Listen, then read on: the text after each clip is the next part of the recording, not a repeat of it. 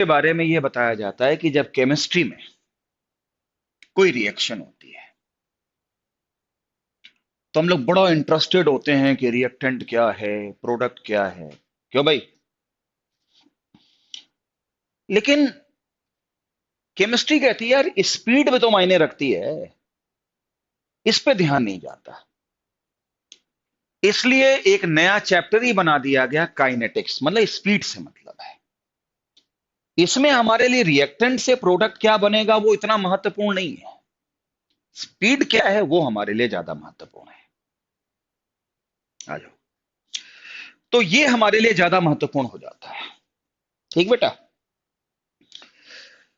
जैसे हम सब जानते हैं कि भाई N2 + 3H2 अमोनिया रिएक्शन देखा है आपने, हैबर प्रोसेस बोलते हैं। ठीक बेटा, हमारे देश के लिए, या हमारे देश की बात क्यों कर रहे हो, पूरे वर्ल्ड में कोई देश कितना प्रॉस्परस है, कितना अमीर है, ये इस बात पर डिपेंड करता है कि अमोनिया उस देश में कितनी बनती है और कितनी कंज्यूम की जाती है। अमोनिया की बस एक ही चीज खराब है, स्मेल खराब है, बाकी सब कुछ अच्छा है। जीवन में जितनी भी लग्जरियस चीजें बनती हैं उनमें सब जगह अमोनिया का योगदान होता है। अब मैं एसी की बात करूं, ये लग्जरी से जुड़ा हुआ आइटम है, इसमें अमोनिया गैस होती है, उसी से तो कूलिंग टेम्परेचर पैदा होता है। समझे? और छोड़ो, इसी अमोनिया से खाद भी बनती है। ठीक? और खाद एक किसान के लिए क्या मायने रखता है ये बताने की आवश्यकता नहीं।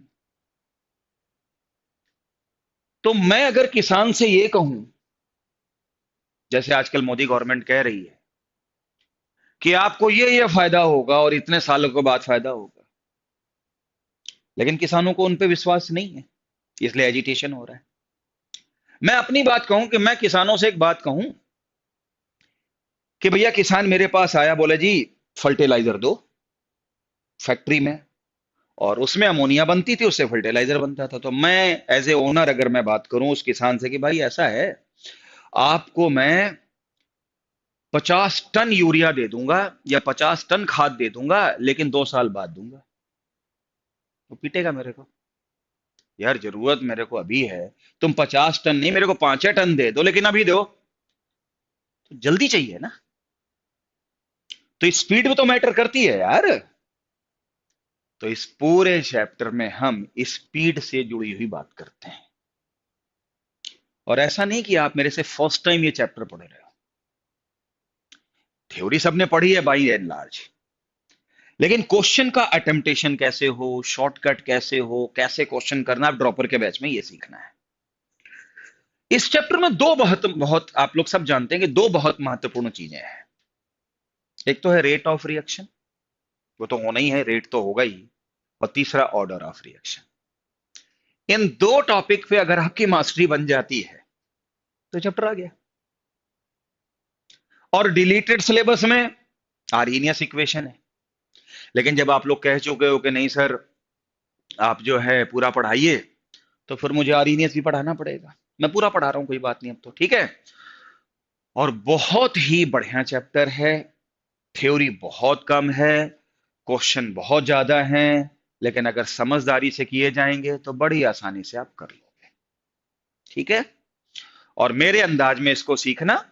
और सबसे पहले मैं आपको यह बताता हूं कि भैया इस चैप्टर का सबसे इंपॉर्टेंट हिस्सा शुरू कर देता हूं, जिसका नाम क्या है?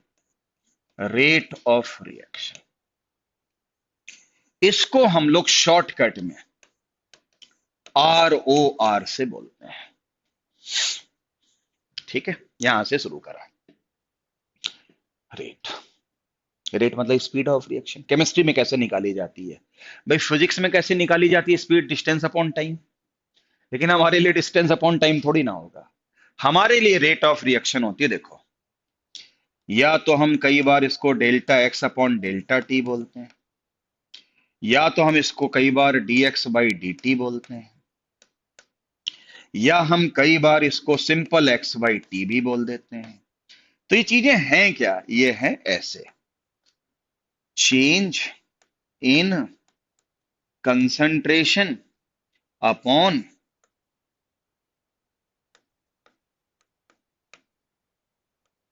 Change in time.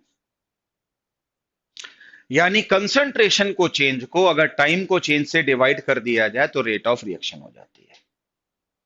ठीक, आपको याद है जब मैंने इलेक्ट्रोकेमिस्ट्री पढ़ानी शुरू की, मैं दुनिया इधर की उधर हो जाए, चाहे कोई भी टॉपिक चल रहा हो, एनोड पे ऑक्सीडेशन होगा, क्या मैं उस पॉइंट से कभी हिला? ऐसे सुन लो, रेट ऑफ रिएक्शन हमेशा या तो delta x by d T होगी, या D x by d T होगी, या सिंपली एक्स बाई टी होगी। ये 1/2 1/3 नहीं होगी।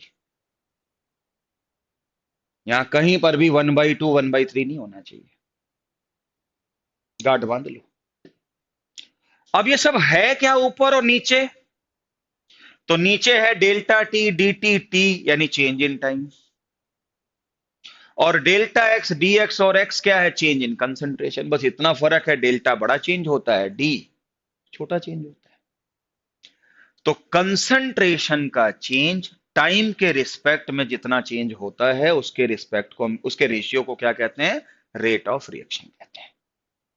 ध्यान फिर से सुन लो, कोई 1/2 कोई 1/3 नहीं आएगा, और कहां आएगा मैं बताऊंगा आपको। ठीक, इस बात को समझाने के बाद अब विषय उठाते हैं यूनिट। सर यूनिट क्या होगी रेट की, आरओआर की? कंसंट्रेशन आमतौर पे मोलारिटी होता है, तो मोल्स पर लीटर कंसंट्रेशन की यूनिट हो गई, और टाइम की unit second, minute, hour, day, कुछ भी हो सकता है। ठीक, और हम सब जानते हैं कि मोल्स पर लीटर को मोलारिटी बोलते हैं, तो मोलारिटी अपॉन टाइम ये किसकी यूनिट हो गई? जल्दी बताओ। रेट ऑफ रिएक्शन की। मोलारिटी अपॉन टाइम समझ में आया? लेकिन अगर गैसियस फेस रिएक्शन हो, गैस भी हो सकता है, तो क्या बेटा गैस के लिए कंसंट्रेशन टर्म उसकी मोलारिटी होती है या उसका प्रेशर होता है? तो फिर उस समय यूनिट, उस समय क्या होगा? यूनिट ऐसे निकालोगे ना, उस केस में लिखोगे चेंज इन प्रेशर अपॉन क्या लिखोगे? चेंज इन टाइम, ये लिखोगे ना। और प्रेशर की यूनिट आमतौर पे एटीएम, एमएम, टॉर, है ना? केमिस्ट्री में तो यही चलते हैं। अपॉन टाइम की यूनिट तो पहले बता चुके। तो गैसियस फेस रिएक्शन के लिए आपको जो है ये यूनिट इस्तेमाल करनी पड़ेगी, change in pressure upon time, और प्रेशर तो जैसे भी निकालना। एक बात और, आप मुझे बता सकते हो प्रेशर का मोलारिटी से क्या नाता है?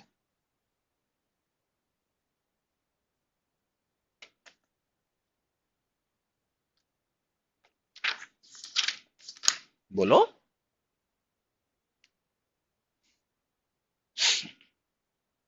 कोई नाता नहीं है भाई। P इक्वल टू CRT नहीं होता? P क्या होता है बेटा? प्रेशर। रोहित भाई P क्या होता है? C molarity. कंसंट्रेशन तो नॉर्मलिटी भी होती है। तो आपसे मैंने सवाल क्या पूछा था कि प्रेशर का मोलारिटी से क्या नाता है? तो सर प्रेशर को RT से डिवाइड कर दो, मोलारिटी आ जाएगी।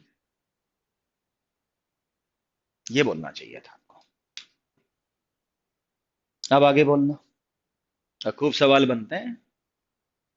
ठीक, थोड़ा और पढ़ा लें तो इतना हो गया। इस चैप्टर में दो चीजों पे परफेक्शन चाहिए राहुल, ROR, ऑर्डर। ROR पे आ गया तो ऑर्डर पे भी आ जाएगा। और दुनिया इधर की उधर हो जाए, rate of reaction dx by d t, x by t या delta x by delta t होता है 1/2, 1/3 नहीं होता। लेकिन सर कहीं तो लिखते थे 1/2, 1/3, बताते हैं कैसे लिखते हैं। भाई मैं अब बताता हूं कैसे क्या होता है। मान लो मेरे पास है R से P बना, ये रिएक्शन हो गई, रिएक्टेंट से प्रोडक्ट बना। हाँ भाई ऋतिक, R से P बना, मेरी इस बात पे गौर करना। अनुज, क्या यहां पर स्टाइकियोमेट्री सेम है कि नहीं? इसका क्या मतलब है कि जिस स्पीड से रेट रिएक्टेंट खत्म हो रहा है उसी से बन रहा है। अब देखो मैं क्या लिखता हूं। अगर मैं लिख दूं रेट ऑफ आर,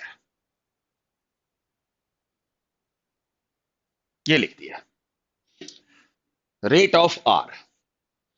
तमन्ना बेटा इसका क्या मतलब है पता है? रेट ऑफ आर, आर क्या है?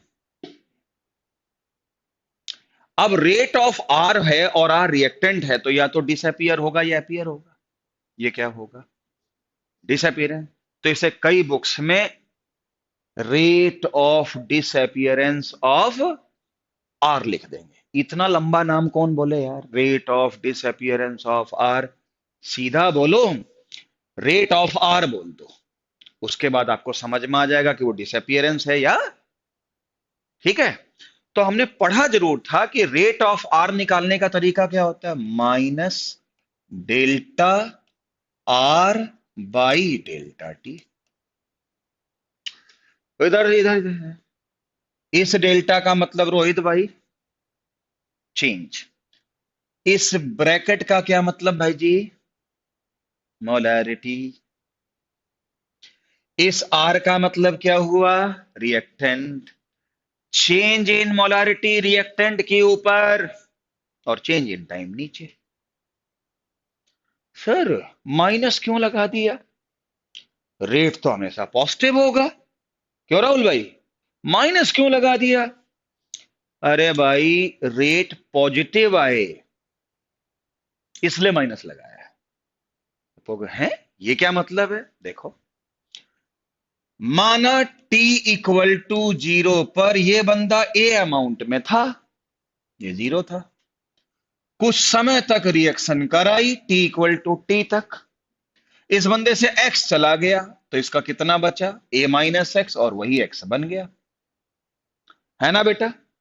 अब मुझसे कहा जाए कि इसका रेट क्या होगा r का, तो चेंज इन कंसंट्रेशन कैसे निकालते हो? फाइनल माइनस फाइनल कितना तमन्ना? a minus x. इनिशियल कितना है बेटा? a। तो कितना आएगा? a minus x minus a, यही हुआ ना चेंज। तो क्या माइनस एक्स नहीं आया? और चेंज इन टाइम कितना आया? 0 से t यानी t। तो क्या माइनस एक्स बाई टी आया? लेकिन रेट तो पॉजिटिव होता है।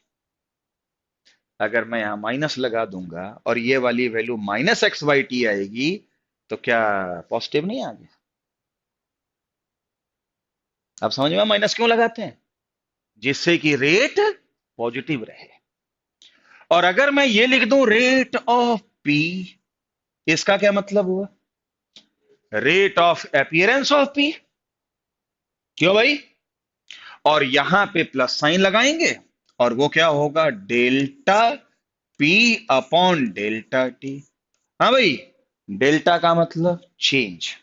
किस चीज का चेंज? मोलारिटी का चेंज। किसका चेंज? प्रोडक्ट का।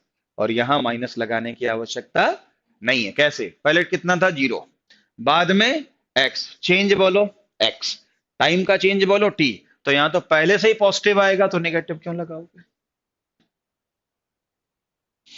हो गया। रिएक्शन की स्टाइकियोमेट्री क्या है? सेम है। यानी जिस रेट से ये रिएक्शन कर रहा है उसी रेट से ये बन भी रहा है। स्टाइकियोमेट्री सेम होने का ये मतलब हुआ ना कि यार जिस रेट से ये खत्म हो रहा है उसी रेट से ये बन रहा है ना? तो क्या आपको नहीं लगता है इस केस में delta R by delta T की वैल्यू डेल्टा पी अपॉन क्या बेटा, डेल्टा टी, और ये दोनों ही किसके आएंगे, आर आर के बराबर।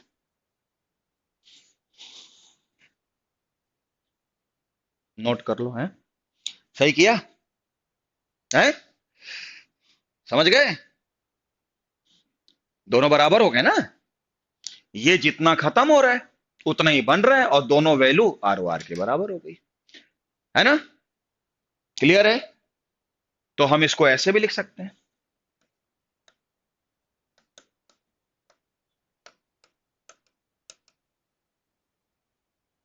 लिख सकते हैं, ये आर ऑफ आर ही तो है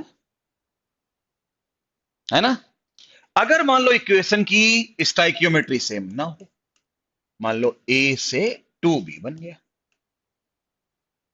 ठीक, ध्यान से बेटा, अब होती गलती, देखो, अब मैं आपसे पूछूं रेट ऑफ ए क्या है, minus delta A upon delta T, सही है माधव, सही है। रेट ऑफ बी क्या है, कैसे लिखोगे फार्मूले में, तुमने क्या बोला, आपने क्या बोला, हाँ, ये लिखना है, ये लिखना है 1/2 नहीं,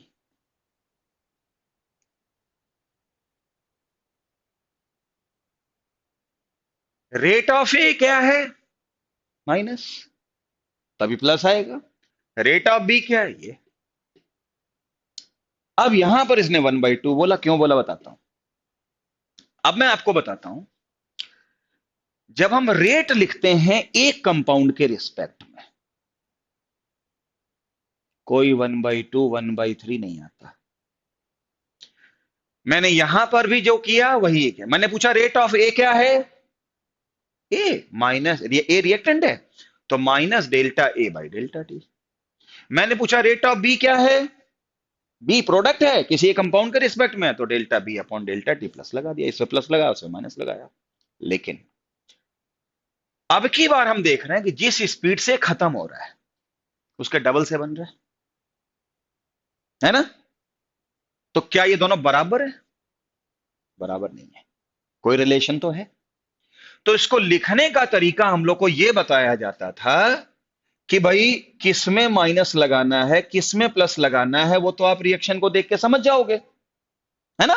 तो देखो ऐसे लिखते थे, minus delta A upon delta T is equal to 1/2 delta B by delta T, और यही दोनों वैल्यू किसके बराबर आएगी, आर ओ आर के बराबर आएगी, अब आएगा 1/2।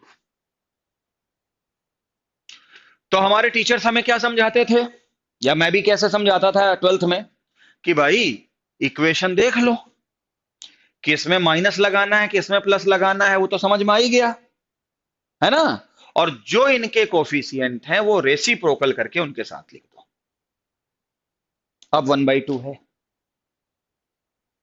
है ना। चलो पहले मैं लिखना सिखा देता हूं फिर आपको बताता हूं ऐसा क्यों होता है। अगर मुझे मान लो ऐसा लिखना, मुझे याद है कई बार तो मेडिकल में रिएक्शन देके पूछते हैं कि इसका रेट लॉ एक्सप्रेशन क्या है, देखो बताओ रोहित कैसे लिखोगे, जल्दी बताओ, बैठे बैठे बोलो, आवाज नहीं आ रही, वैसे बहुत आती हैं, अभी क्लास से बाहर निकलूं सबसे ज्यादा आवाज इसी की आती है, माइनस का delta N2 by delta T, minus का 1/3 delta H2 by delta 3, plus का 1/2 delta NH3 by delta T, और ये सारी वैल्यू किसके बराबर आ गई, आर ओ आर के बराबर। अगर मैं इसी तरह का एक और एग्जांपल ले लूं, 2H2O2 forming 2H2O plus O2, अगर ऐसे लिखना हो तो कैसे लिखोगे जल्दी बताओ, माइनस का delta H2 by delta T minus का 1/2, सही है, माइनस का नहीं प्लस का, delta H2O by delta T 1/2 है, और इक्वल टू हो गया delta O2 by delta T, और ये वैल्यू किसके बराबर हो गई? ROR के बराबर हो गई। लिख लोगे? पहले बताओ, अभी समझाऊंगा, लेकिन लिखने का तरीका आया क्या? कैसे?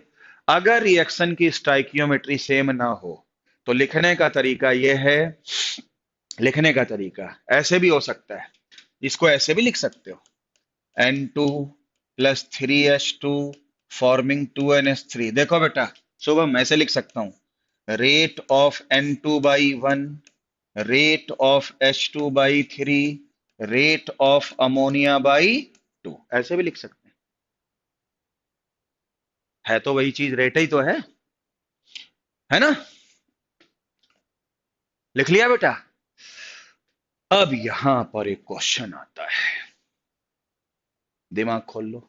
सर, जब आप सिलेबस शुरू करते हो तो आप ये कहते हो कि रेट ऑफ रिएक्शन हमेशा या तो delta x upon delta t होता है, या dx/dt होता है, या x/t होता है, कोई 1/2 1/3 नहीं। लेकिन यहां तो आप 1/3 और 1/2 कर रहे हो, समझा दें? हैं? ठीक है। और कोई, हाँ एक चीज मैं बता दूं, जहां मैंने डेल्टा लिखा है वहां डी भी लिख सकते हो, कोई इशू नहीं है। तो कहीं डी लिखा जाए तो कोई इशू नहीं है। बोलो बेटा, क्या रेट नेगेटिव होता है? लेकिन जब हम इसका रेट लिखते हैं तो नेगेटिव क्यों लगाते हैं? क्योंकि इसी से तो पॉजिटिव आता है। अब बताऊं, सिंपली रेट क्या होता है? dx/dt। 1/2 1/3 तो नहीं होता। यहां 1/3 1/2 करेंगे तो dx/dt आएगा या x/t आएगा। है सर, कैसे? देखो, पहले बताओ, ये लिखना सीख गए? ये देखो, मैं इतनी बड़ी इक्वेशन नहीं, छोटी सी इक्वेशन से समझाता हूं। ए फॉर्मिंग 2, ध्यान से देखना, ये कोई टीचर नहीं बताता आपको। t इक्वल टू 0 पे ये बंदा कितना था? A0। कुछ समय तक रिएक्शन हुई, t equal to t time पर, x चला गया, ये माइनस एक्स बचा। इसका 1 कितना बनाता है? तो x कितना बनाएगा? सही है। अब हर बार देखो, चाहे मैं इसके रिस्पेक्ट में निकालूं रेट, तो भी dx/dt आना चाहिए या x/t आना चाहिए। और मैं एक बात बताओ, रिएक्शन एक है तो रेट भी एक होगा, चाहे आप उसे ए के रिस्पेक्ट में निकालो और चाहे आप उसे, अब मैं ये कहूं ए के रिस्पेक्ट में रेट ऑफ रिएक्शन 50 है और बी के रिस्पेक्ट में रेट ऑफ रिएक्शन 100 है, ये कैसे हो सकता है यार? क्या ये हो सकता है? नहीं हो सकता है ना? देखो, अब आओ करो, अगर मुझे इसका रेट लिखना हो तो 1/2 तो यहां होगा भी नहीं, वैसे भी नहीं होगा। बताओ, चेंज इन कंसेंट्रेशन, और माइनस पहले से लगा होगा, तो क्या x/t नहीं आ गई? इस केस में रेट ऑफ रिएक्शन क्या आ गया? x/t आनी चाहिए ना, x/t। अरे x/t या dx/dt एक ही बात है। यहां चेंज इन कंसेंट्रेशन, टाइम बोलो, यहां रेट ऑफ रिएक्शन क्या आई? 2x/t, ये तो हो ही नहीं सकता। एक ही रिएक्शन के दो रेट कैसे हो सकते हैं? लेकिन अगर मैं यहां 1/2 कर दूं तो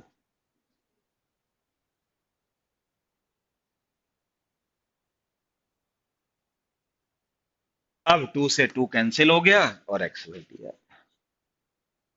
अगर मैं 1/2 ना करूं तो क्या रेट ऑफ रिएक्शन x/t या dx/dt आ पाएगा? इसलिए जब हम इक्वेशन की स्टाइकियोमेट्री सेम नहीं होती है तो कोफी वैल्यू के साथ में 1/3 लिखते हैं। अब पता क्या होगा? इस रिएक्शन को लिखो dx बाई डी टी या x बाई टी यहां भी आएगा, x बाई टी यहां भी आएगा, x बाई टी वहां भी आएगा, और उसी को ही हम आर ओ आर कहते हैं। इसलिए हर वैल्यू किसके बराबर कर रहा हूं? आर ओ आर के बराबर।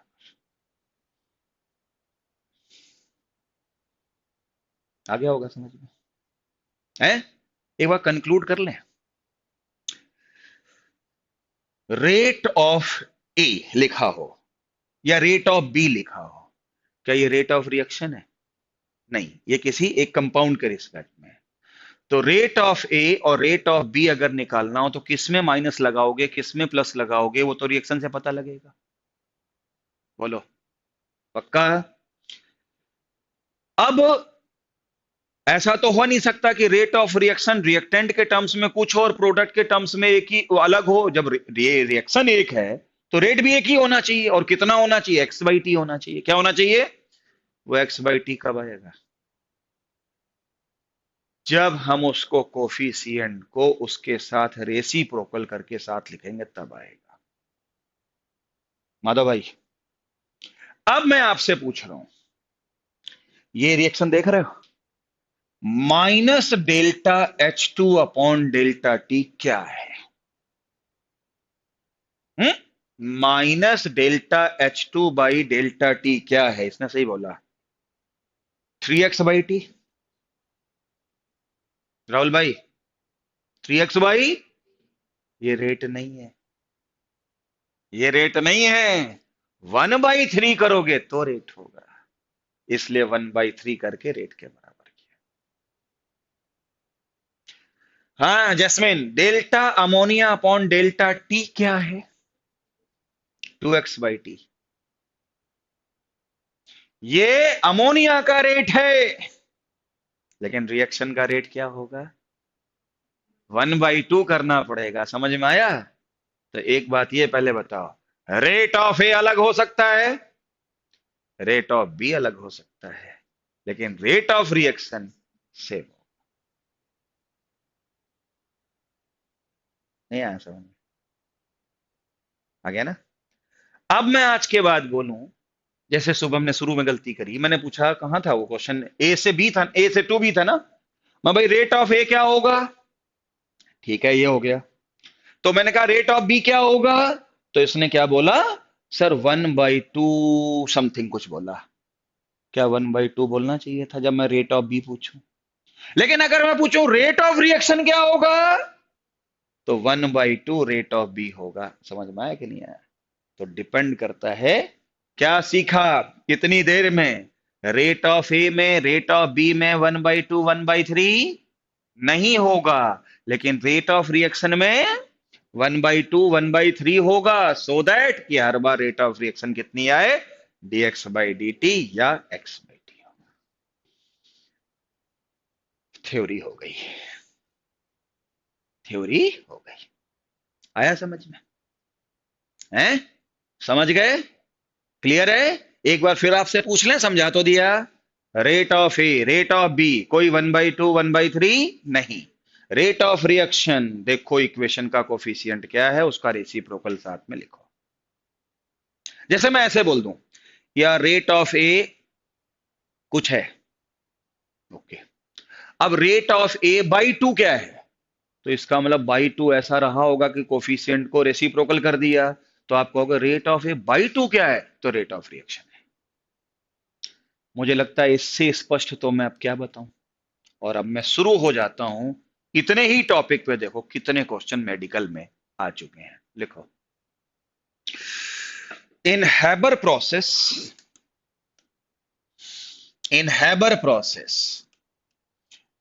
rate of hydrogen is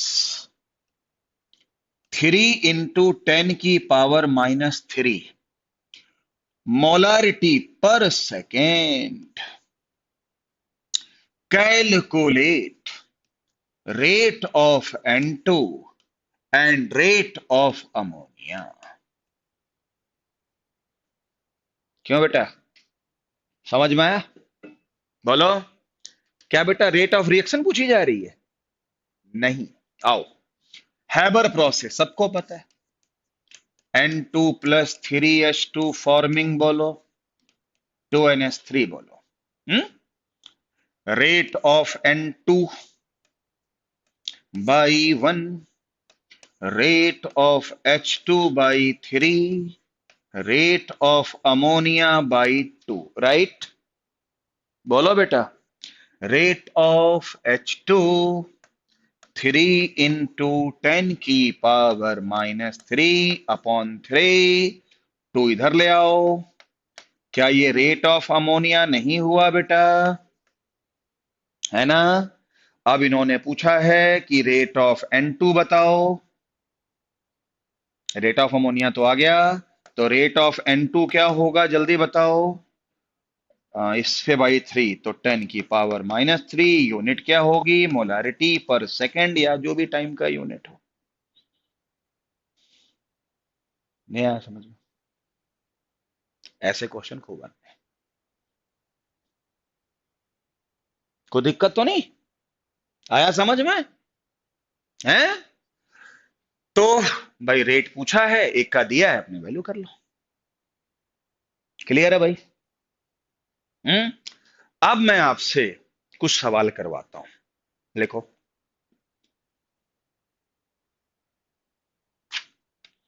question लिखो, ये मेडिकल में आया हुआ क्वेश्चन। XA YB, आपको कैलकुलेट करना है x बाई वाई की वैल्यू का रेशियो, और इक्वेशन है log minus dA/dt equal to log, ये सब मेडिकल में क्वेश्चन आ चुके हैं, ठीक है, dB/dt, और साथ में प्लस का 0.3।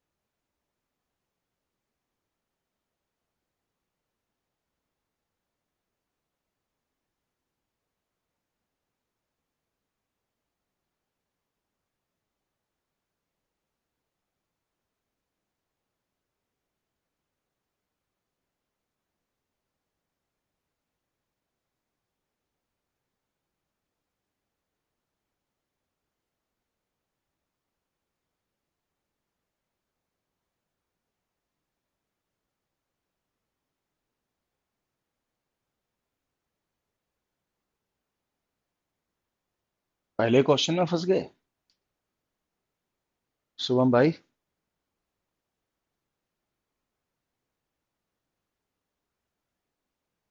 अच्छा,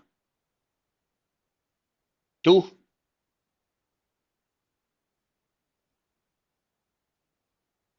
टू, आओ। रोहित भाई,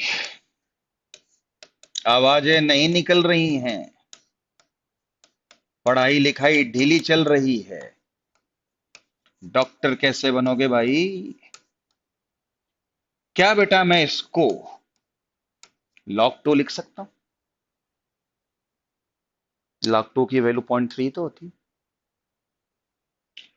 और अगर मैं एक स्टेप खा जाऊं, ठीक है, तो log की प्रॉपर्टी में यह आएगा।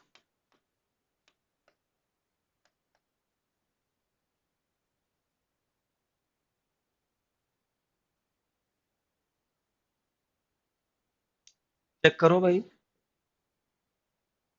अरे log m plus log n log mn नहीं होता, वही लिख दिया, और log a b कैंसिल। अब बताओ, क्या ये दो रेट बराबर दिख रहे हैं? दिख रहे हैं? इस बार ये 1/2 दिख रहा है कि 2 दिख रहा है? और हमें क्या बताया गया है? 2 नहीं लिखना है, रेसिप्रोकल करके लिखना है। तो क्या मैं इसको ऐसे लिख सकता हूं? है? अब जो इसका रेसिप्रोकल है वो इसका कोफिशिएंट है। अरे बेटा, x क्या है? कोफिशिएंट। और वो रेसिप्रोकल में लिखोगे तो बताओ x की वैल्यू क्या आएगी? खुशी, y की वैल्यू क्या आएगी? पूछा क्या गया था? इसलिए जिन बच्चों ने मुझे 2 आंसर बताया वो सही था।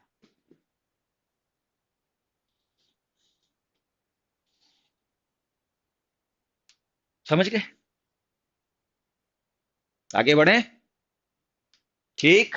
अब तो आ गया होगा समझ में, हैं? ओके। यहां समझ जाने के बाद अगला क्वेश्चन, c इक्वल टू पूछा है 4 + 9t + 4.5t²। Calculate, calculate rate of reaction ROR at 2 second. 2 second पे रेट ऑफ रिएक्शन निकालनी है। चलो मैं इस क्वेश्चन को मैं करता हूं, इधर देखो बच्चों, लिख लिया है? एक कोई कंपाउंड था, उसका कंसंट्रेशन टाइम के रिस्पेक्ट में ऐसे चेंज हो रहा था। बोलो, दूसरे सेकंड पे रेट ऑफ रिएक्शन क्या होगी? अब कोई रिएक्शन तो दी नहीं, तो क्या रेट ऑफ रिएक्शन dx/dt यानी dc/dt? x क्या है? कंसंट्रेशन ही तो है, मोलारिटी तो है, ये होगा। इसका मतलब इसका टाइम के रिस्पेक्ट में डिफरेंशिएशन कर दो। नहीं आया समझ में? 4 कितना आया? 0। 9t का डिफरेंशिएशन, और ये कितना हो गया? 9t। टाइम कितना है? 2। 18 और 9 27, यानी इसका आंसर 27 हो गया। ऐसे भी करना पड़ सकता है। आ रहा है समझ में? बोलो। ठीक। अब इसके बाद अगर ये समझ में आ गया है तो एक क्वेश्चन जो जेई एडवांस में आ चुका है, वो क्वेश्चन मेरे पास है, मैं कराता हूं। लिखो, क्वेश्चन ये है, NO3 minus I minus medium acidic में जब ये रिएक्शन कराई गई, I2 प्लस NO2 माइनस बना। ठीक है? जब टाइम 0 था यानी रिएक्शन शुरू नहीं हुई थी, इसकी इनिशियल कंसंट्रेशन 0.02 था, इसका 0.01 था। ठीक है? और टाइम जब 20 सेकंड हो गई रिएक्शन, तब उन्होंने क्या क्या पूछा है? सबसे पहले पूछा है कैलकुलेट ROR, दूसरा पूछा है रेट ऑफ H+, तीसरा पूछा है कंसंट्रेशन ऑफ I-, और चौथा क्वेश्चन पूछा है concentration of NO2- after 20 second. ये कंसंट्रेशन आपसे 20 सेकंड के बाद पूछी जा रही है।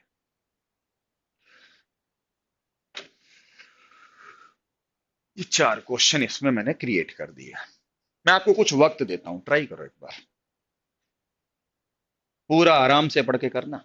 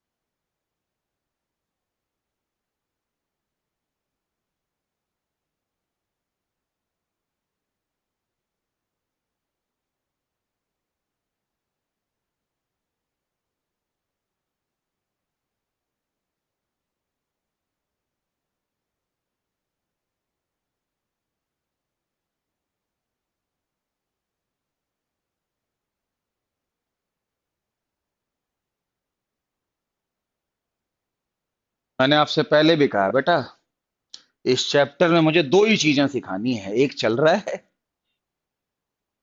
और एक ऑर्डर।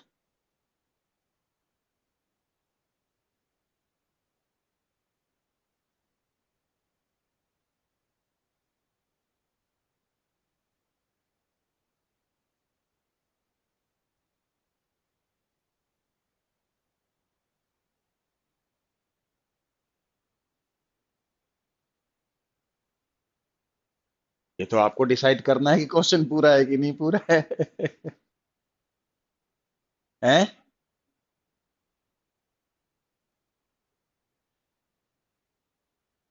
एक मतलब I2 या N? ये तो दोनों ही पूछे हैं इन्होंने। तभी आपके क्वेश्चन की शुरुआत में नहीं कहा था जेई एडवांस का क्वेश्चन है? तभी तो कहा था मैंने। कोई तो बात रही होगी। रोहित भाई चेहरा गिर गया भाई है। किसान आंदोलन में गए थे क्या? रात में नींद ना पूरी हुई हो? हैं?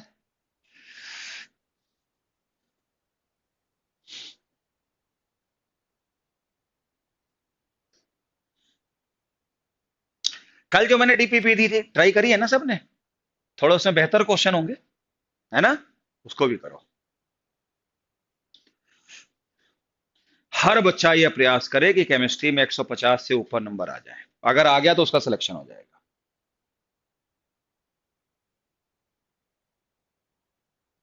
और इस बार 600 वालों बच्चों का भी एडमिशन हो गया, जबकि उम्मीद कम थी। चलो, बस भाई देखो, क्योंकि सवाल और भी कराने हैं।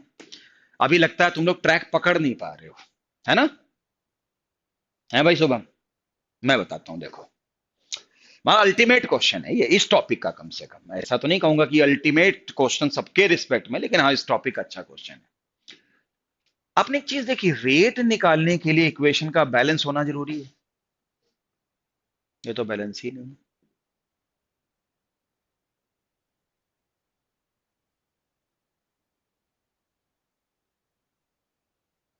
कर ली बैलेंस? फिर तो मेरे क्वेश्चन में कहीं कमी रह गई फिर तो। हम्म, ये दो निकाल लिए?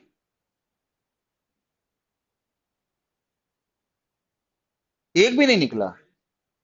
अरे यार, कुछ डेटा में कमी तो नहीं फिर?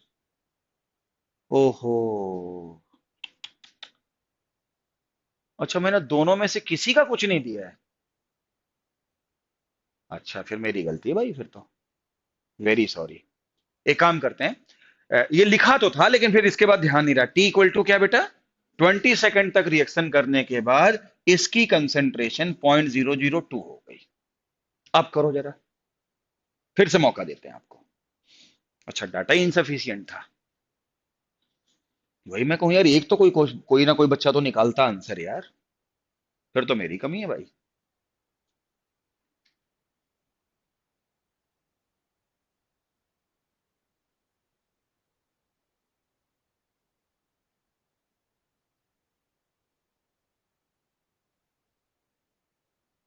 20 सेकंड के बाद NO3 की इतनी कंसंट्रेशन रह गई, ये ध्यान रखा मैंने, ये लिखा हुआ है।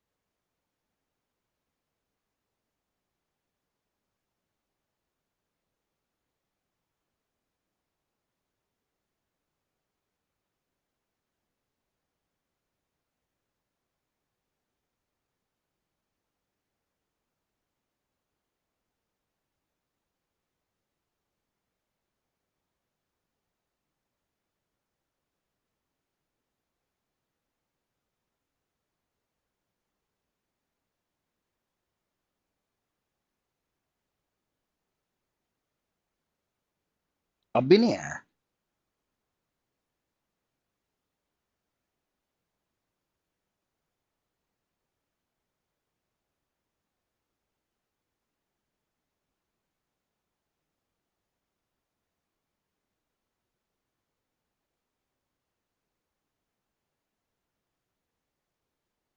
आई की 0.01, 18। अच्छा, चलो मैं करता हूं, देखो। अब तो हो जाना चाहिए, पहले तो ये इक्वेशन बैलेंस करनी है ना। तो अगर बैलेंस कर ली है तो एक बार बैलेंस इक्वेशन बोलोगे?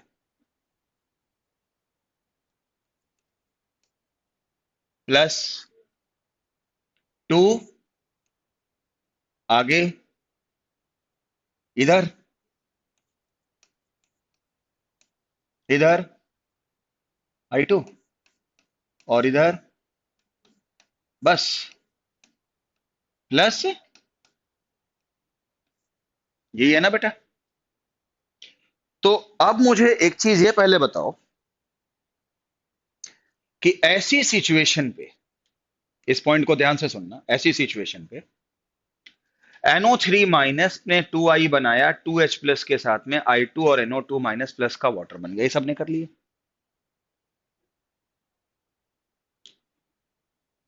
अरे सुन तो लो पहले मेरी बात, बाकी कोई दिक्कत नहीं है। नहीं, आपके तो हो गए लेकिन बाकी बच्चों के तो नहीं हुए ना, कि हुए? भाई आप लोग बोलो, हैं? नहीं हुए ना? हाँ तो ही कह रहा हूं ना, पहले एक बार रुको, किसकी वैल्यू क्या आएगी उसके बारे में बताते हैं अभी आप लोग को। ठीक है, अब एक बात बताओ, ये इक्वेशन बैलेंस कर ली, पहले क्या पूछा? रेट ऑफ, तो रेट ऑफ रिएक्शन क्या होती है? x/t। बोलो, क्या यहां पे 1 नहीं है? हैं? अगर इसके x/t अगर हम यहां निकालेंगे तो मुझे 1/2 करना पड़ेगा, यहां निकालेंगे तो 1/2 करना पड़ेगा, लेकिन यहां 1/2 नहीं करना पड़ेगा। तो क्या मैं ये लिख सकता हूं कि rate of NO3 minus is actually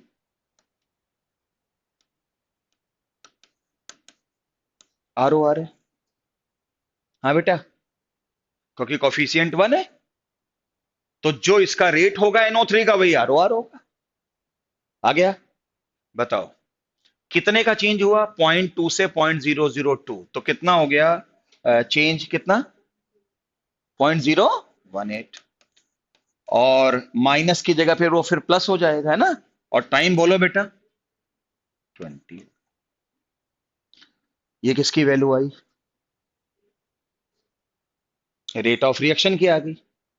उसके बाद इन्होंने क्या पूछा? Rate of H plus. तो रेट ऑफ एच प्लस का मतलब तो ये, तो क्या इसका कोफिशियंट 1, इसका 2, तो क्या लिखोगे? Rate of NO3 minus by 1 equal to rate of H plus by 2। नहीं आया बेटा? हैं? ये वैल्यू हम लोगों ने निकाल दिया, 2 से मल्टीप्लाई कर दें तो रेट ऑफ H प्लस आ गया। अब इसके बाद में आपसे ये पूछा जा रहा है, सुन लो, कि मुझे कंसंट्रेशन ऑफ I माइनस बताइए और कंसंट्रेशन ऑफ क्या बेटा? NO2 माइनस बताइए। तो बच्चों ने क्या किया है, देखो, इसकी इनिशियल कितनी है? इसकी, है ना? है ना बेटा? इसका कितना बचा? बचा। तो इसका कितना रिएक्ट कर गया? 0.018। जब इसका एक रिएक्ट करता है तो इसका दो करेगा। तो जब इसका 0.018 रिएक्ट करेगा तो इसका पॉइंट 0.036 करेगा। तो 0.01 में से 0.036 माइनस करोगे, ऐसे होगा। तो किसकी कंसंट्रेशन आएगी बेटा? आई माइनस की। बोलो बेटा। अरे तो सुन, आगे बोल रहा हूं ना, सुन तो लो, हो गया। अब आई की वैल्यू क्या नेगेटिव आ सकती है? इसका मतलब ये हुआ कि जब तक ये वाली वैल्यू इसमें आई होगी उससे पहले ये खत्म हो गया होगा।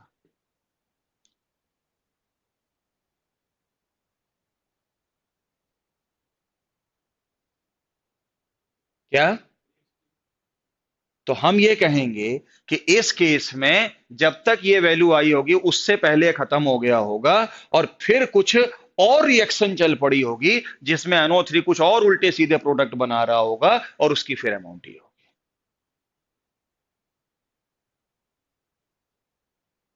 क्या तुम खोजो, मैंने वैल्यू 2 ली, रिएक्शन के बाद वो कम होके 0 तक जा सकती है, माइनस कहां से हो जाएगी? इसका मतलब उससे पहले वो खत्म हो ली। तो मैंने क्या पूछा? कंसंट्रेशन ऑफ क्या बेटा? I minus 0। नहीं आया समझ में? बोलो भाई। और कंसंट्रेशन ऑफ क्या बेटा? NO2 minus. अब बताओ लिमिटिंग रिएजेंट कौन है? तो NO2 की वैल्यू मैं इसके रिस्पेक्ट में निकालूं या I माइनस के रिस्पेक्ट में निकालूं? तो बताओ, इसका कोफिशियंट 2 है, इसका कितना है? 1। इसकी कंसंट्रेशन कितनी है? 0.01, है ना? तो इसकी कितनी होगी राहुल? 0.01 बाई 2। ये आंसर होगा। तभी तो मैंने कहा था ये एडवांस का सवाल है। पहले बोलो, मैंने कंफ्यूज तो नहीं किया? एक मेरी शुरू में गलती हो गई थी, मैंने ये डेटा नहीं दिया था बस। वो मैंने भूल सुधार कर ली थी, उसके बाद आपने कर लिया। समझ गए? हैं? कहीं ऐसा तो नहीं मैंने कोई चीज कंफ्यूज कर दी हो? हाँ बेटा, आ गया ना समझ में? बताना मेरे को अगर कोई चीज दिक्कत हो तो, है ना? बाकी अपने फंडे बिल्कुल क्लियर रहते हैं। ठीक। अब ये एक अच्छा सवाल था, एक हल्का सवाल कराते हैं। लिखो, लिखो क्वेश्चन।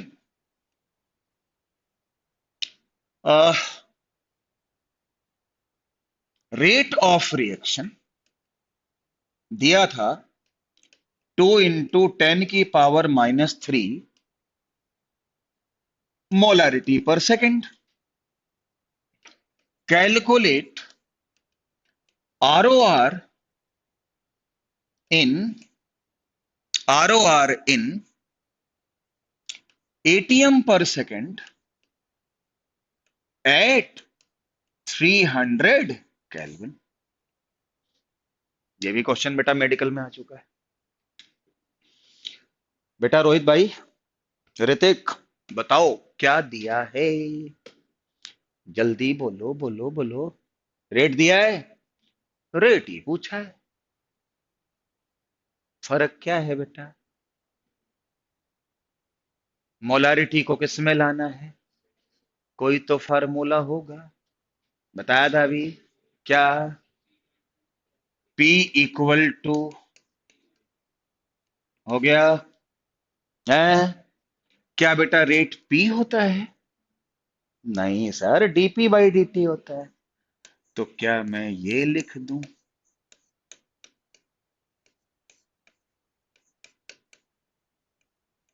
बोलो।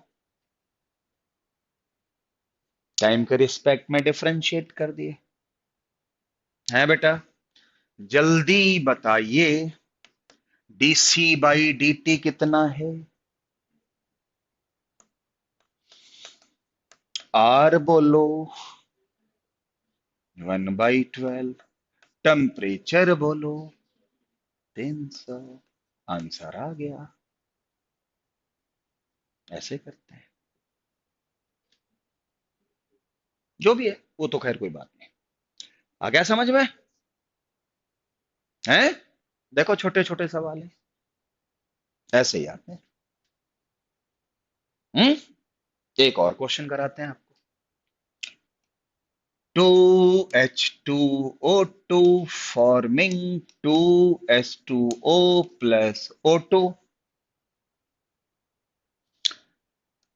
Rate of O2 is, rate of O2 is 3.2 gram per second. Calculate rate of H2O2 in ग्राम पर सेकेंड। निकालो।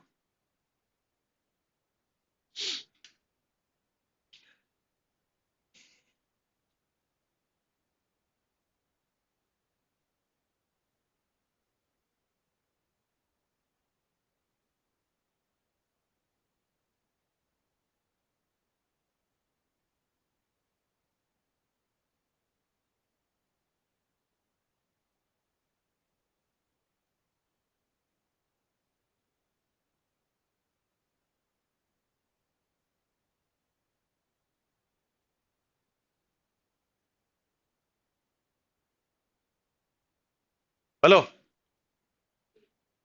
अरे कोई तो सवाल ऐसा दिया करो जिसमें आंसर मैच करे।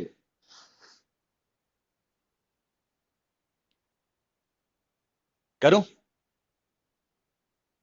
मामला बेटा किसके किसके बीच में है? और O2? आराम से देखो, आराम से, जल्दबाजी नहीं। सही है बेटा? ऐसे लिखेंगे ना बेटा? रेट किसका दिया है? O2 का।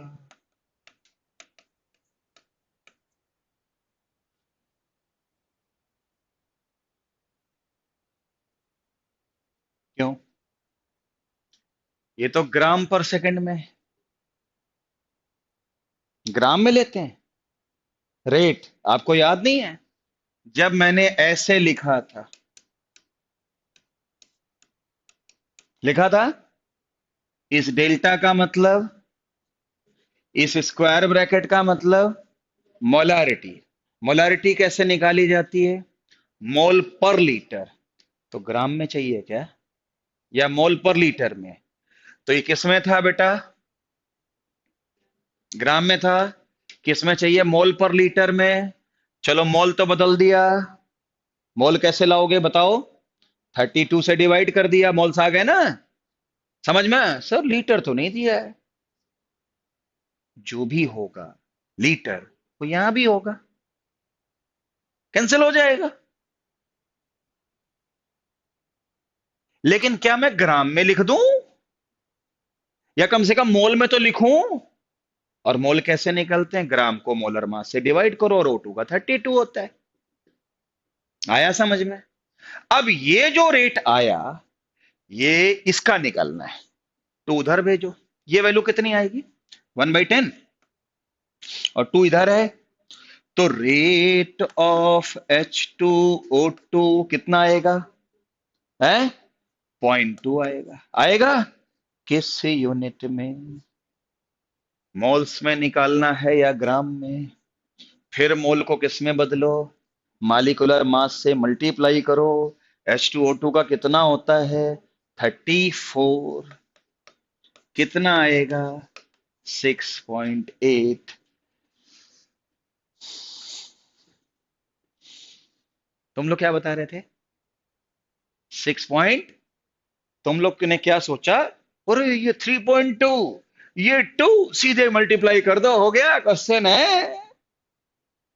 ये भी कोई सवाल है? तो हलवा दे दिया सर ने। अरे देख, हलवा तो है लेकिन गलतियां तो हो रही हैं।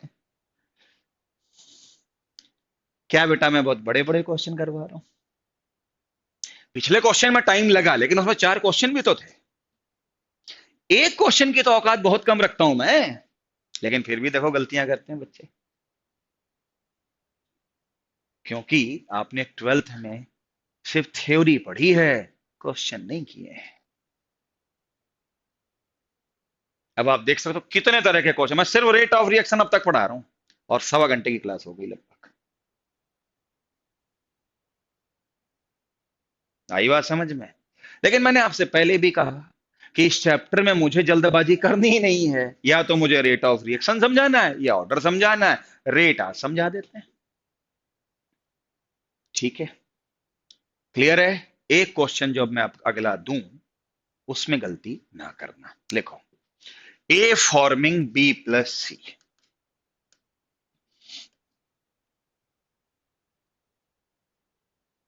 ठीक है, मैं पूरा डेटा बोलता हूं, नहीं तो गलती हो जाएगी। लिखो, initial pressure of A is 100 mm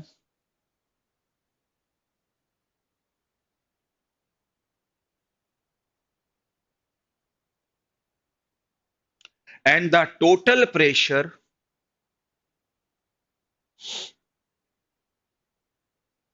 after 5 seconds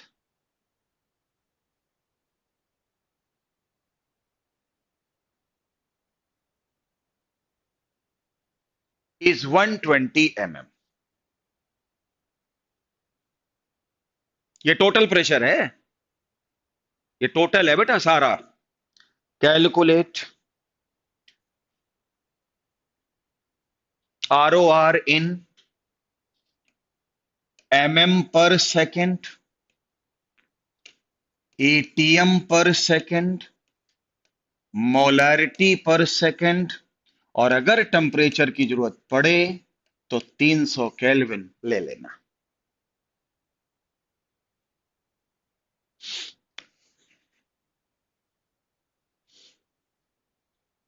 करो।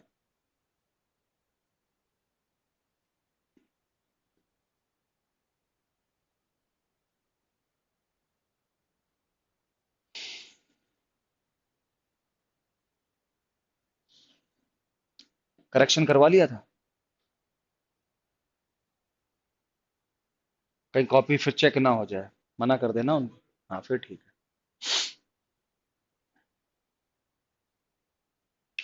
खूब मेहनत करो, अगले साल सारे डॉक्टर बन के दिखाओ।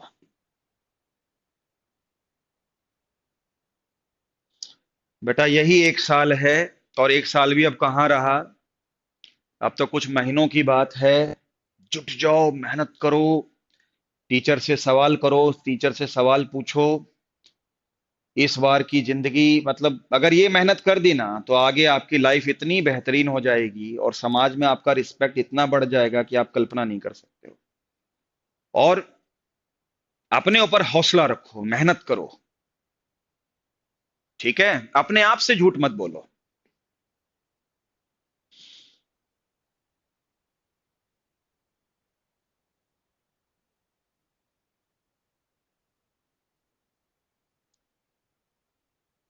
हो गया?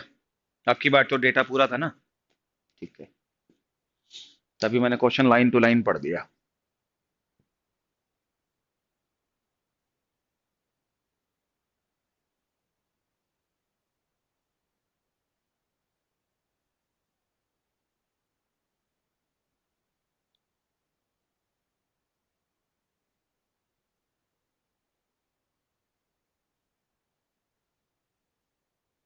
तीनों आने चाहिए।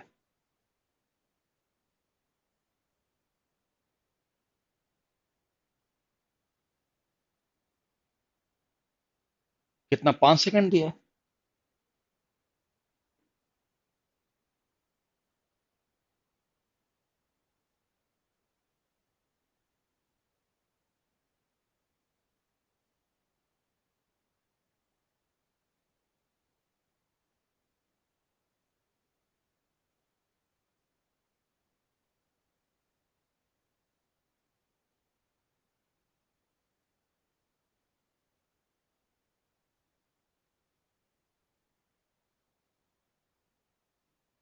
हाँ भाई,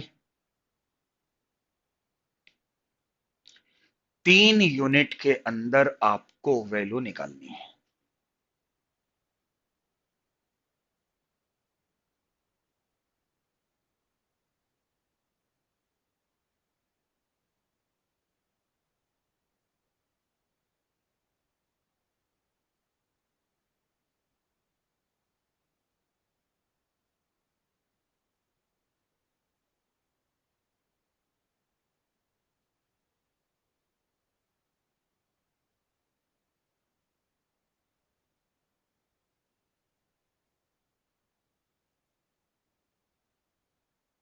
तीनों आगे हैं? बोलो पहला आंसर क्या है? 4। दूसरा? थर्ड?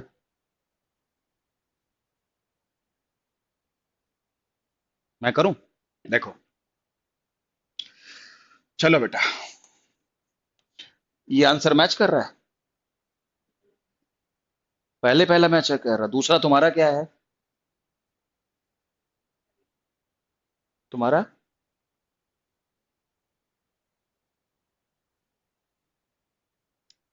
ऋतिक, करो भाई, कुछ तो करो। 0.16 है। और आपका? सही है? उसका सही है। देखो बेटा, ए ने क्या बनाया बेटा? B+C। T इक्वल टू 0 पे इसका प्रेशर कितना है? 100। इनके नीचे 0 लिख लो बेटा। अच्छा, 5 सेकंड तक रिएक्शन हुई, तो टोटल प्रेशर 120 दिया है ना, तो ये तो कम हुआ होगा, लेकिन ये तो बढ़ा होगा, और मिला के 120 हो गए होगे। तो माना 100 में से P माइनस कर लो। आपको याद है इक्विलिब्रियम में मैंने क्या कहा था? प्रेशर को वैसे ही प्ले कर सकते हो जैसे मोल्स को करते हो। याद आया? तो अगर इसका एक बनाता है, तो इसका पी भी पी बनाएगा, और इसका भी क्या बनाएगा? पी। तो अब टोटल प्रेशर में इसका भी योगदान है, इसका भी योगदान है, इसका भी योगदान है, तो टोटल प्रेशर कितना हो गया? 100 + P। और ये वैल्यू हो गई 120, तो पी कितना हो गया? 20 हो गया। पी क्या हो गया? 20, है ना बेटा? अब अगर पी की वैल्यू 20 आ गई है, तो इसका मतलब पी हमारा 20 हो गया, तो ये 100 था या 80 हो जाएगा। अब इन्होंने पूछा है पहले तो रेट बताओ, और mm/सेकंड में बताओ। तो ये बताओ, इधर देखो बेटा, ये लिखा है, क्या मैं ये लिख सकता हूं? रेट ऑफ ए एक्चुअली में ROR है।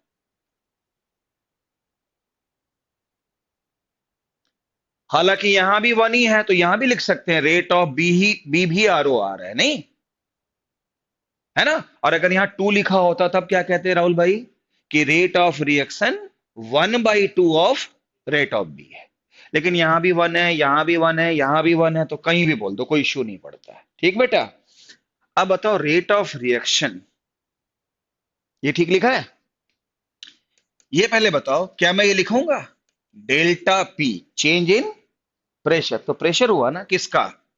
ए का, अपॉन चेंज इन टाइम। हम्म और माइनस ना भी लगाओ, अंत में तो आना प्लस है ना? तो कितना हो जाएगा चेंज? कितने का चेंज है? पी का चेंज है कितना? 20 का। और कितना टाइम का चेंज है? 5 का। तो 4 mm/सेकंड, ये आंसर आ गया। खुशी आ गया समझ में? है? अब कहते हैं इस यूनिट में बदलो। तो ये बताओ mm पर सेकंड को किसमें बदलना है? एटीएम पर सेकंड में। तो 4/760 कर दूं तो क्या ये एटीएम पर सेकंड नहीं हो गया? अब ये कितना आएगा? 0.005 है बेटा। हाँ, कितना आ गया राहुल भाई? 5 × 10 की पावर कितना बोल रहे हो? -2, -3 आ गया बेटा? है? अरे भाई, पर सेकंड को एटीएम में लाना है तो सीधा है को एटीएम में बदल दो। फिर कहते हैं मोलारिटी पर सेकंड में भी निकालो, फिर तो अपने पास वही फार्मूला है, dp/dt = dc/dt और RT। 1 मिनट, R की वैल्यू कौन सी रखनी है? 1/12। आप पता है R की वैल्यू 1/12 कब होती है? जब प्रेशर एटीएम में हो। तो बताओ मैं dp/dt वाली पुट करूं कि एटीएम वाली? और वो कितना है? 5 × 10⁻³ और डिवाइडेड बाई R/T। R कितना है? 1/12। और टेम्परेचर कितना है? 300। और ये वैल्यू dc/dt आएगी। और इसको जब अपन सॉल्व करेंगे तो dc/dt कितना आएगा बेटा? है? मेरे हिसाब से ये 25 हो गया और ये 5 हो गया, 1.5। तो 2 × 10⁻⁻4 हो जाएगा बस। और ये यूनिट कौन सी होगी? मोलारिटी पर सेकंड होगी। तुमने क्या गलती करी थी? ये तीनों आंसर किसी का है? नहीं। कहां गलती हुई भैया? है? लास्ट वाला कौन सा? नहीं, इसमें क्या गलती हुई तो है? 4 पुट कर दिया ना। देखा? 4 वाली वैल्यू यहां अलाउड क्यों नहीं है? क्योंकि आप आर की वैल्यू 1/12 लिखने जा रहे हो और 1/12 की वैल्यू 0.0821 होती है बेटा। और 0.0821 वाली जो वैल्यू होती है वो तब होती है जब वॉल्यूम लीटर हो और प्रेशर एटीएम हो। यहाँ वॉल्यूम की तो कोई बात नहीं कर रहा है, लेकिन प्रेशर तो एटीएम में लेना पड़ेगा। तो फिर आपको यहाँ पर एटीएम वाली वैल्यू पुट करनी पड़ेगी, तब आप आर की वैल्यू 1/12 ले सकते हो।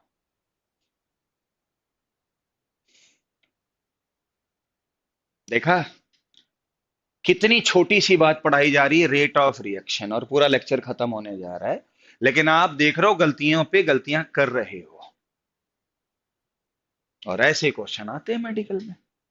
कोई क्वेश्चन इसमें बड़ा नहीं है, कोई क्वेश्चन इसमें छोटा नहीं है। और बड़े आराम से हम इसको जो है, अभी तो मैं 3-3 क्वेश्चन करवा रहा हूं।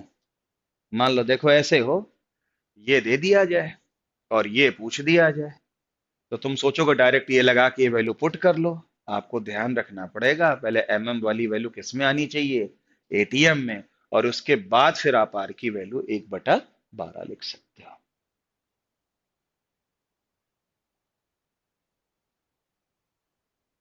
मुझे लगता है कि आपको ये बात समझ में अब तो आ गई होगी रेट के बारे में, है? हैं? थ्योरी वही है। रेट ऑफ ए क्या होगा? R A. Rate of B क्या होगा? R B. सर माइनस किस में लगाना है? अरे ये बता दो रिएक्शन में रिएक्टेंट कौन है, वहां माइनस लगा देंगे। कोई 1/2 1/3 नहीं। लेकिन अगर रेट निकालना है ए के टर्म्स में तो इक्वेशन देखो, उसका कोफिशिएंट देखो, उसको रेसिप्रोकल में कर दो। रेसिप्रोकल में करोगे तभी हर बार रेट ऑफ रिएक्शन dx/dt आएगी, और वही इंपॉर्टेंट होता है। समझ में आया? और एक अंत, अब तो कोई नई बात अच्छी बताने की कोई फायदा नहीं है। आपको ये पता है रेट ऑफ रिएक्शन तो निकाल दी है। पता है आपको इस चैप्टर में रेट ऑफ रिएक्शन कितने तरीके से पढ़ाई जाती है? 3 तरीके से। एक होती है एवरेज आरओआर, एक होती है इंस्टेंटेनियस आरओआर, एक और होती है इनिशियल आरओआर। लिख लो इस पॉइंट को। ROR is of 3 types. पहला होता है, क्या बोला? Average ROR. दूसरा होता है, क्या बोला? Instantaneous ROR. और तीसरा क्या बोला बेटा मैंने? Initial ROR. बेटा एवरेज आरओआर को किससे शो करते हैं? Delta x upon delta T. अरे होना तो वही फार्मूला एक्स बाई टी है ना भाई। बता सकते हो बेटा इंस्टेंटेनियस आरओआर क्या होता है? जो किसी पर्टिकुलर इंस्टेंट पे निकाली जाए। क्यों भाई? पर्टिकुलर इंस्टेंट पे निकाली जाए। तो इंस्टेंट पे निकालने के बाद इसका फार्मूला क्या होता है? dx by dt, right. और आगे क्या लिखा है? Initial ROR. तो initial ROR dx by dt होता है, but time tending to zero. Time tending to zero, पर जस्ट सुनो, जस्ट रिएक्शन शुरू हो उस समय जो आरओआर निकलता है वो इंस्टेंटेनियस ही है, बट उसको हम इनिशियल आरओआर बोलते हैं। तो टी जीरो नहीं बोल सकते क्योंकि जीरो पे तो फिर रिएक्शन ही नहीं होगी। Tending to zero. तो ये 3 आरओआर है, समझे। और एवरेज, देखो इधर बेटा, एवरेज हमेशा फिक्स्ड होता है। लेकिन जब घर से आप इंस्टीट्यूट आज आए थे तो इस समय तो आपकी स्पीड जीरो है। बीच रास्ते में स्पीड कहीं पे मैक्सिमम भी होगी और घर से भी निकलते वक्त भी स्पीड जीरो रही होगी। तो अगर मुझे यहां पर एवरेज निकालना हो फिर तो वही है delta x by delta T. लेकिन अगर इंस्टेंटेनियस निकालनी हो, कैसे? इंस्टेंटेनियस, तो वो आपको देखना पड़ेगा कि आप यहां निकाल रहे हो कि बाहर निकाल रहे हो कि घर पे निकाल रहे हो। और जिस समय घर से निकलते हो, मानते हो ना, उस समय स्पीड मैक्सिमम होती है, जल्दी जल्दी में। और उस समय जब स्पीड मैक्सिमम होती है तो यह भी कहा जाता है कि ये वाली वैल्यू अक्सर ज्यादा दिखाई देती है। हालांकि हमने इतने क्वेश्चन आपको कराए, इनको हम ग्राफ के माध्यम से भी निकालते हैं, लेकिन ग्राफ वाले क्वेश्चन आमतौर पे कम ही रहते हैं क्योंकि ग्राफ में थोड़ा टेक्निकल हैंड बढ़ जाता है। खैर ये बताओ, ये तो विषय आगे भी हम उठा लेंगे, क्या समझ में आया? आज के लेक्चर में कुछ चीजें आपको समझ में आई? तो आपने क्या करना है कि मैं आपको कल जो हूं आरओआर के ऊपर कुछ सवाल आपको दूंगा, ठीक है। एक दो फालतू टॉपिक और बढ़ा लेंगे और उसकी डीपीपी आप